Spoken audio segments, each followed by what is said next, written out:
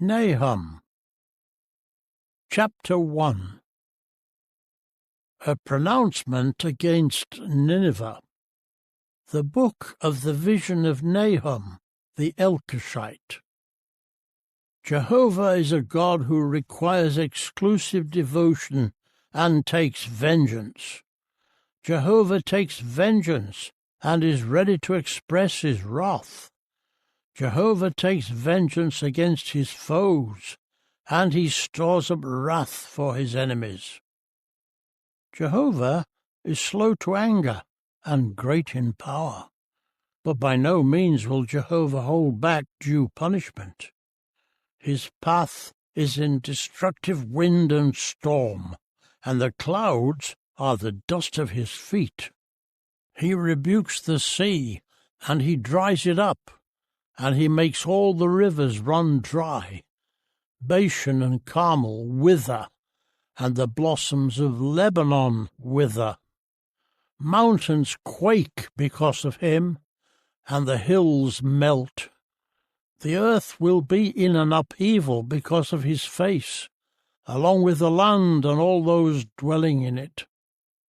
Who can stand before his indignation, and who can withstand the heat of his anger? His wrath will be poured out like fire, and the rocks will be shattered because of him. Jehovah is good, a stronghold in the day of distress. He is mindful of those seeking refuge in him. With a sweeping flood he will make a complete extermination of her place, and darkness will pursue his enemies. What will you plot against Jehovah? He is causing a complete extermination. Distress will not arise a second time, for they are interwoven like thorns, and they are like those drunk with beer, but they will be consumed like dry stubble. From you will come one who plots evil against Jehovah, giving worthless advice. This is what Jehovah says. Though they were at full strength and numerous, even so they will be cut down and will pass away. I have afflicted you, but I will afflict you no more. And now I will break his yoke bar from off you, and I will tear your bonds in two. Jehovah has commanded concerning you, your name will not be perpetuated further. I will do away with the carved images and metal statues from the house of your gods. I will make a grave for you, because you are contemptible. Look, on the mountains are the feet of one bringing good news, the one proclaiming peace. Celebrate your festivals, O Judah, pay your vows, for the worthless one will never pass through you again. He will be utterly destroyed. Chapter 2. One who scatters has come up against you. Guard the fortifications. Keep watch over the road. Brace yourselves and muster all your strength. For Jehovah will restore the pride of Jacob, along with the pride of Israel. For the devastators have devastated them, and they have ruined their shoots. The shields of his mighty men are dyed red. His warriors are dressed in crimson. The iron fittings of his war chariots flash like fire in the day he prepares for battle, and the juniper spears are brandished. The war chariots race madly through the streets. They rush up and down the public squares. They shine like burning torches and flash like lightning. He will summon his officers. They will stumble as they advance. They rush to her wall. They set up the barricade. The gates of the rivers will be opened, and the palace will be dissolved. It has been decreed, she is exposed, she is carried away, and her slave girls moan. They sound like doves as they beat their breasts. Throughout her days, Nineveh was like a pool of waters, but now they are fleeing. Stand still, stand still, but no one is turning back. Plunder silver, plunder gold. There is no end to the treasures. It is stocked with all sorts of precious things. The city is empty, desolate, devastated. Their hearts melt in fear, their knees buckle, their hips tremble, all their faces are flushed.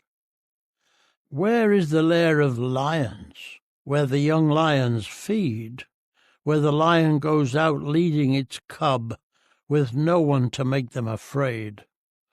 The lion tore apart enough prey for his cubs, and strangled for his lionesses.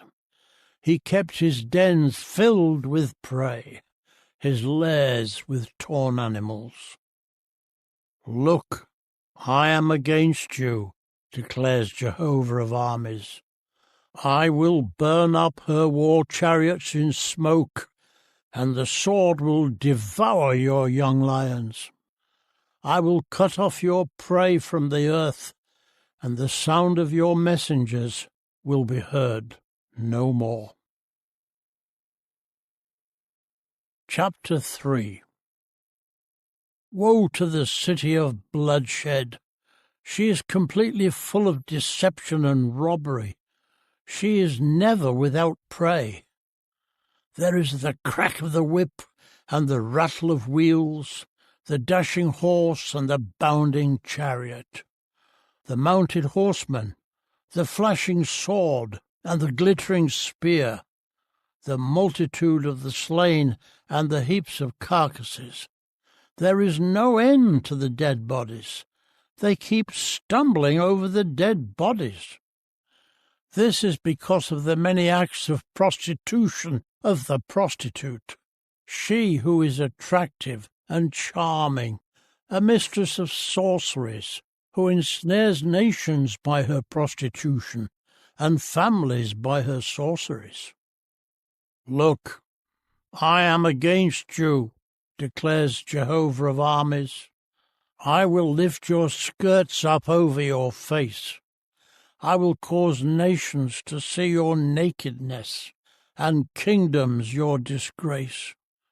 And I will throw filth on you, and make you despicable. I will make a spectacle of you. Everyone who sees you will flee from you and say, Nineveh has been devastated. Who will sympathize with her? Where will I find comforters for you? Are you better than Noamon, which sat by the Nile canals? Waters surrounded her. Her wealth was the sea, and her wall was the sea. Ethiopia was her source of boundless strength, also Egypt. Put and the Libyans were your helpers. But even she became an exile. She went into captivity. Her children also were dashed to pieces on every street corner. They cast lots over her honored men, and all her great men have been bound with fetters. You will also become drunk. You will go into hiding. You will seek refuge from the enemy. All your fortifications are like fig trees with the first ripe fruits. If they are shaken, they will fall into the mouth of devourers.